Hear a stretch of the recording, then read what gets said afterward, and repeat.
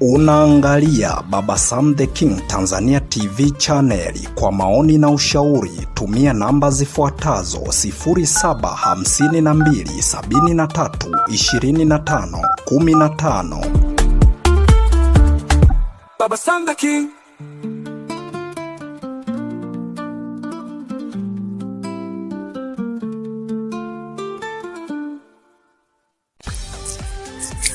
Uhali gani mpenzi msikilizaji wa simulizi za sauti? Karibu tena katika simulizi zetu za sauti ambazo umezoea kuzipata hapa, na hii simulizi si nyingine, ni ile simulizi yako pendwa kabisa inayoitwa Dada wa Kazi na Bosi, sehemu ya 11. Kwa upande wa YouTube channel tunaitwa Baba Sam the King Tanzania TV channel, lakini kwenye upande wa TikTok tunaitwa Baba Sam the King channel. Kwenye upande wa YouTube tunachokuomba subscribe, lakini kwenye upande wa TikTok tunachokuomba follow.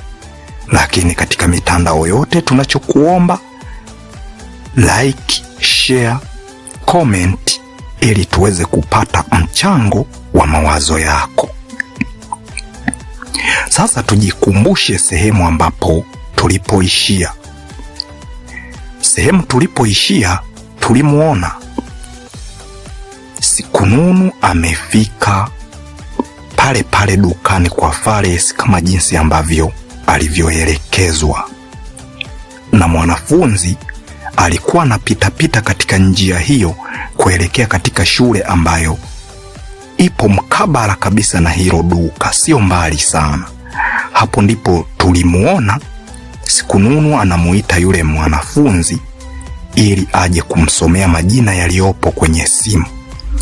Na yule mwanafunzi alikuja na akamsomea jina Zatiti kama jinsi alivyoelekezwa, na akajaribu kumpigia simu Zatiti, lakini Zatiti hakupokea simu. Hatimaye tulimuona binti Sikununu anaanza kuwaza sana, lakini kabla hajamaliza mawazo yake akaonekana kuna kijana ambaye anakuja akiwa na funguo nyingi. Akaja akafika pale na hatimaye akachomeka ufunguo kwenye kitasa.